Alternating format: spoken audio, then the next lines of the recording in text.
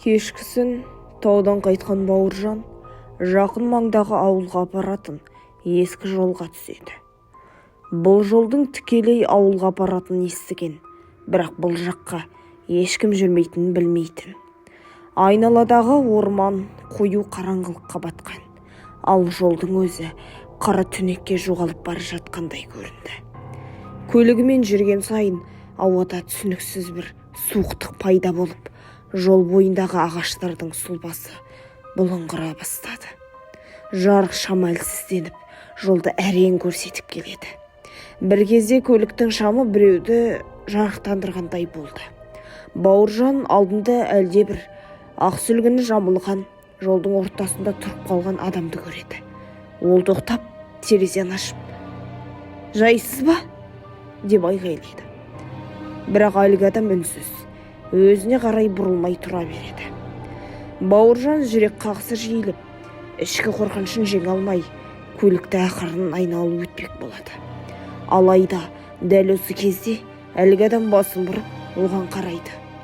Оның беті бозарып кеткен, көздері жоқ, тек қараңғы шұңқырлар ғана қарауытады.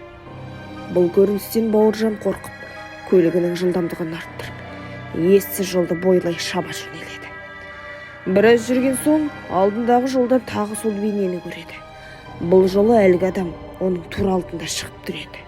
Бауыржан тежегішті басып, қайта бұрылған кезде көлік кенеттен істемей қалады.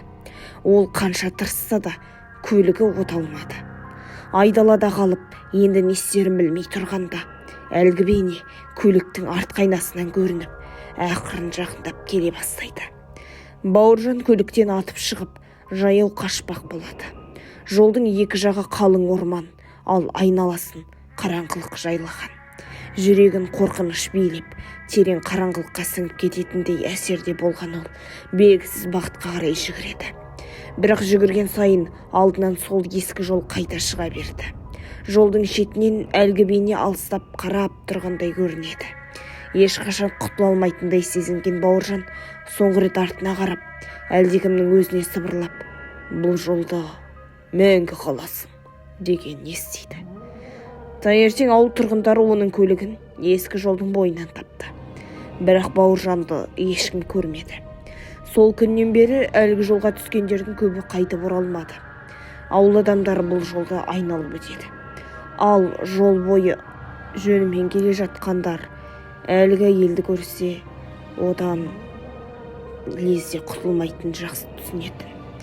Соған байланысты ол жолда есі білетін адам көп жүре бермейтін.